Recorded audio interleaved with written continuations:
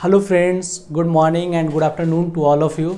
आज हम लोग बात करने वाले हैं फीमेल रिप्रोडक्टिव ऑर्गन कि हमारे जो फीमेल होते हैं उनके से कौन कौन से ऐसे ऑर्गन हैं जो हेल्पफुल होते हैं, जिसको हम लोग बोलते हैं फीमेल जेनाइटल ऑर्गन। और वो फीमेल जेनाइटल ऑर्गन क्या क्या हैं, आज हम लोग उसके बारे में बात करेंगे। काफ़ी लोगों को मानना है कि मैमरी ग्लैंड भी फीमेल जेनाइटल ऑर्गन है, उसी के बारे में बताएंगे कि वो ऑर्गन है या फिर नहीं है। तो शुरू करते हैं हम लोग कि फीमेल जेनाइटल ऑर्गन क्या क्या हैं। सबसे पहला जो प्राइमरी ऑर्गन होता है फीमेल, हमारे बॉडी के अंदर में कहीं पर भी दो तरह के ऑर्गन होते हैं, एक होता है प्राइमरी और दूसरा होता है एसेसरी। प्राइमरी दोज ऑर्गन वैसा ऑर्गन है जो उसका होना बहुत ज़रूरी है, क्योंकि सारा काम उसी का होता है। जैसे यहाँ पर हम बात करते हैं प्राइमरी ऑर्गन का, तो प्राइमरी ऑर्गन में है ओवरी, फीमेल गोनाड्स नाम से भी जानते हैं कि ये फीमेल गोनाड्स है। यहाँ से दो काम होते हैं, एक ओवम का निकलता है और दूसरा यहाँ से हार्मोन का भी सिक्रीशन होता है, बहुत से सिक्रीट होते हैं। इसका दो होता है और एसेसरी ऑर्गन होता है। एसेसरी ऑर्गन जो इसके सपोर्ट में एक्ट करते हैं, जो सपोर्टिंग्स में होते हैं। जैसे ओवम निकला तो वो रहेगा कहाँ, ओवम जाएगा कहाँ। अगर ओवम का फर्टिलाइजेशन हुआ तो जाइगोट का फॉर्मेशन होगा, तो वो जाइगोट डेवलप कहाँ करेगा, एम्ब्रायो में कन्वर्ट कैसे होगा, फिटस कैसे डेवलप होगा और कहाँ होगा। तो वो जो ऑर्गन होते हैं उसको हम लोग बोलते हैं एसेसरी ऑर्गन। एसेसरी ऑर्गन दो तरह के हैं, एक है इंटरनल जेनाइटल ऑर्गन, उसको जेनाइटल डक्ट भी बोलते हैं, और दूसरा होता है एक्सटर्नल जेनाइटेलिया। तो ये आपके जो होते हैं इंटरनल जेनाइटल, वो होते हैं फैलोपियन ट्यूब, यूट्रस, सर्विक्स और वेजाइना। ये चार जो होते हैं ये इंटरनल जेनाइटल ऑर्गन होते हैं जो आपको हेल्प करते हैं। ये फैलोपियन ट्यूब, जब ओवरी से ओवम डिस्चार्ज हो जाता है तो वो आपको यहाँ फैलोपियन ट्यूब के पार्ट्स होते हैं, जिसमें एम्पुलाइक पार्ट्स होता है, जहाँ पर वो आके रहते हैं, जहाँ पर फर्टिलाइजेशन होता है। यूट्रस में बच्चा सेव होता है, बच्चा बड़ा होता है। सर्विक्स और वेजाइना, सर्विक्स के भी दो पार्ट होते हैं, वेजाइना आपके जहाँ पर सेक्सुअल इंटरकोर्स में हेल्प करते हैं, और बहुत सारे डिस्चार्ज भी वहाँ से होते हैं, जो एक जेनाइटल ऑर्गन है। दूसरा है एक्सटर्नल जेनाइटेलिया, जो बाहरी होते हैं, वो अंदर में नहीं होते हैं, वो होते हैं लेविया मेजोरा, लेविया माइनोरा और क्लाइटोरिस। ये आपके ये तीन ऑर्गन ऐसे हैं जो आपको हेल्प करते हैं।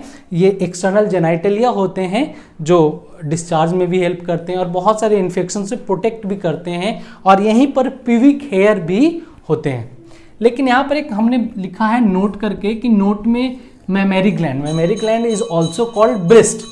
Breast is not the female genital organ, ये फीमेल जेनाइटल ऑर्गन नहीं है, लेकिन यह एक ग्लैंड है जो आपको हेल्प करता है फीमेल रिप्रोडक्टिव सिस्टम में। जैसे बच्चा जन्म ले लिया, डेवलप हो गया, पार्चुरेशन हो गया, तो पार्चुरेशन के बाद जब बच्चा बाहर आया तो बच्चा मिल्क शक कहाँ से करेगा, तो जो मिल्क का शकिंग होता है वो मैमरी ग्लैंड के थ्रू होता है, क्योंकि दूध बच्चा पिएगा वो मैमरी ग्लैंड से, तभी वो इंपॉर्टेंट ऑर्गन होता है आपको फीमेल रिप्रोडक्टिव सिस्टम में। अब हम लोग बात करते हैं वन बाय वन जो हमारे इंटरनल जेनाइटल ऑर्गन है उसके बारे में, कि यूट्रस देखने में कैसा होता है और ये रहता कहाँ है।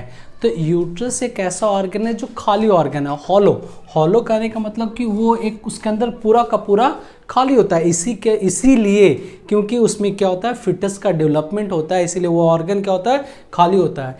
उसका दूसरा नाम उसे बॉम्ब बोलते हैं, uterus is also called bomb. और ये जो रहता है ये पेल्विक कैविटी में रहता है और between rectum and urinary bladder. ये होता क्या है कि ये यूट्रस होता है और उसके पीछे रेक्टम होता है और आगे यूरिनरी ब्लैडर होते हैं। जैसे प्रेगनेंसी के दौरान जब यूट्रस का साइज बढ़ता है तो रेक्टम के ऊपर प्रेशर पड़ता है और ब्लैडर के ऊपर प्रेशर पड़ता है, जिसके वजह से यूरिनेशन बार बार होता है और डिफिकेशन भी बार बार होता है। अब इसके शेप की बात करते हैं तो इसका जो शेप होता है वो पेरिफॉर्म में होता है। कब? जब ये वर्जिन यूट्रस होता है। वर्जिन यूट्रस कहने का मतलब कोआइसन नहीं हुआ होता है, या फिर सेक्सुअल इंटरकोर्स नहीं हुआ होता है, या फिर उसमें डेवलपमेंट, बच्चे का डेवलपमेंट नहीं हुआ होता है, तब तक उसका जो स्ट्रक्चर होता है, जो शेप होता है वो पेरिफॉर्म में होता है और फ्लैटेंड एंटेरो पोस्टेरियर होता है। एंटेरो मतलब आगे से पीछे की ओर क्या होता है, चौड़ा होता है। और मेजरमेंट की बात करते हैं तो इसका जो लेंथ होता है, यूट्रस की जो लंबाई होती है वो लगभग 7.5 सेंटीमीटर होती है, और जो ब्रेथ होता है, जो उसकी चौड़ाई होती है वो 5 सेंटीमीटर होती है, और थिकनेस 2.5 सेंटीमीटर होता है। और फैलोपियन ट्यूब जो होता है यूट्रस के साथ जुड़ा हुआ होता है। जितने भी ऑर्गन हम लोग बात किए थे कि फैलोपियन ट्यूब, यूट्रस, सर्विक्स और वेजाइना, ये चारों के चारों जो पार्ट होते हैं वो एक दूसरा से कनेक्टेड होते हैं। जो फैलोपियन ट्यूब होता है वो अटैच्ड होता है इनफंडिबुलर लिगामेंट के साथ। वो क्या करता है, इनफंडिबुलर लिगामेंट जो होते हैं वो क्या होता है, वो ओवरी को अटैच रखता है और वो यूट्रस के साथ अटैच्ड होता है। और जो फेम्ब्रियो होता है, जैसा आप डायग्राम में देख सकते हैं, डायग्राम में आपको पूरा क्लियर दिखाया होगा कि जो फेम्ब्रियो होता है वो ओवरी को पकड़ा हुआ रहता है, और ओवरी जो होता है वो यूट्रस के साथ अटैच होता है by the help of infundibular ligament. उसके साथ अटैच होता है जिसकी वजह से वो होल्ड होता है और वो गिरता नहीं है। और यूट्रस के जो यूट्रस अटैच्ड है फैलोपियन ट्यूब के साथ, इसलिए वो ट्यूब दिख नहीं रहा है, यहाँ पर आप डायग्राम में अच्छे से देख सकते हैं। यूट्रस के अगर डिवीज़न की बात करते हैं तो यूट्रस के 3 भाग होते हैं, फंडस, बॉडी और सर्विक्स। जो फंडस वाला पार्ट होता है वो फैलोपियन ट्यूब को जोड़ा हुआ पार्ट रहता है, जहाँ पर फैलोपियन ट्यूब पूरी तरह से जुड़ा हुआ रहता है, जैसा आप डायग्राम में देख रहे होंगे या डायग्राम में आप देख सकते हैं। दूसरा होता है बॉडी। बॉडी लार्ज पार्ट होता है जहाँ पर फिटस आके डेवलपमेंट होता है, एम्ब्रायो का डेवलपमेंट होता है। और सर्विक्स एक नैरो पार्ट होता है जिसको हम लोग क्या बोलते हैं, इस्थमस भी बोलते हैं। सर्विस जो होता है वो इस्थमस वाला पार्ट होता है जहाँ पर यूट्रस नैरो हो जाता है, उसी को हम लोग बोलते हैं सर्विक्स या फिर इस्थमस। अब लेयर की बात करते हैं तो यूट्रस के अंदर में 3 लेयर होते हैं।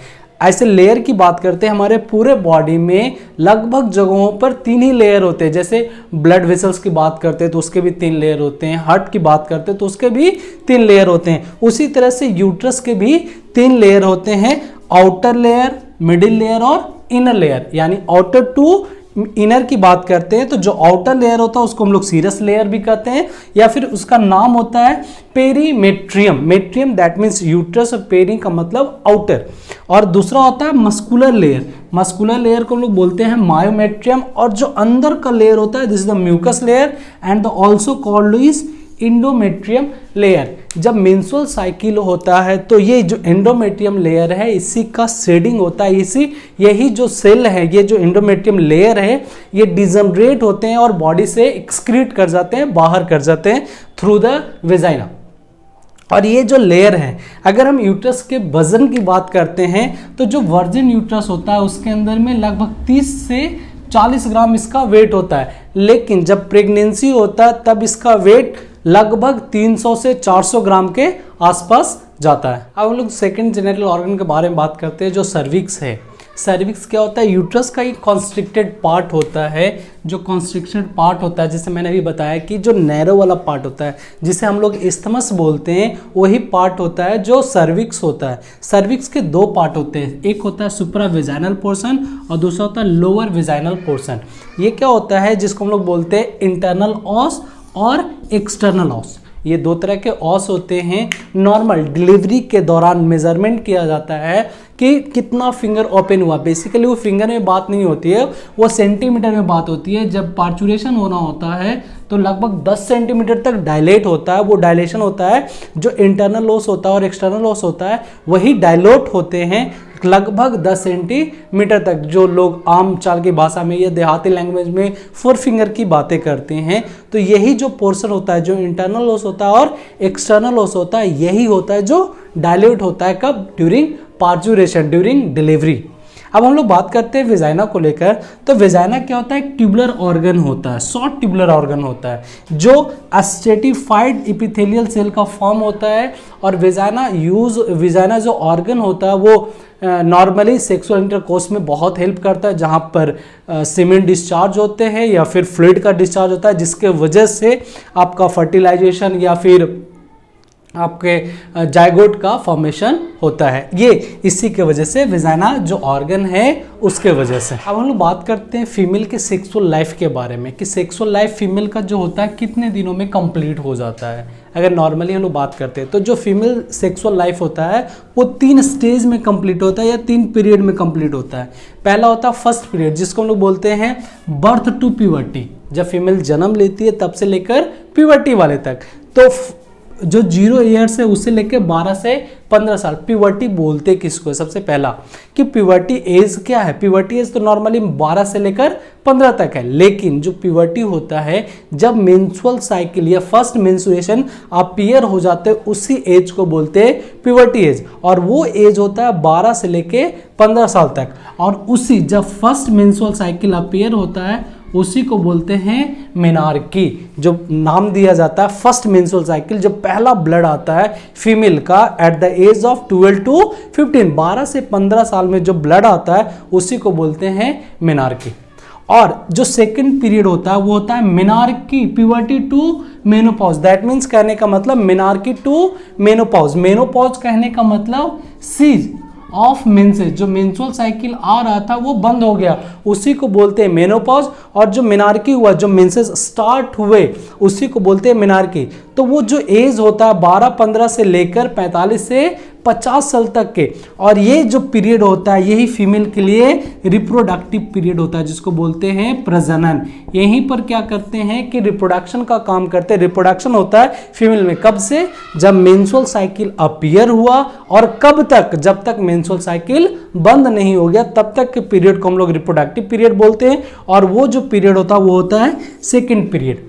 थर्ड है थर्ड पीरियड जो menopause to rest of life. Menopause मतलब मेंसेस आना बंद हो गया उसके बाद रेस्ट ऑफ लाइफ, जब तक वो पृथ्वी पर जीवित है तब तक का पीरियड। ये 3 साइकिल होते हैं जिसमें फीमेल का लाइफ स्टाइल या फिर लाइफ स्पेन खत्म हो जाता है, लेकिन इसमें सबसे ज़्यादा इंपॉर्टेंट होता है ये वाला एज, सेकेंड पीरियड होता है मेनार्की टू मेनोपॉज। ये वाला एज 12 साल से लेकर 45-50 साल तक के एज को इंपॉर्टेंट होता है, क्योंकि यहीं पर रिप्रोडक्शन हो सकता है। ना इसके पहले रिप्रोडक्शन होता है और ना इसके बाद रिप्रोडक्शन होता है।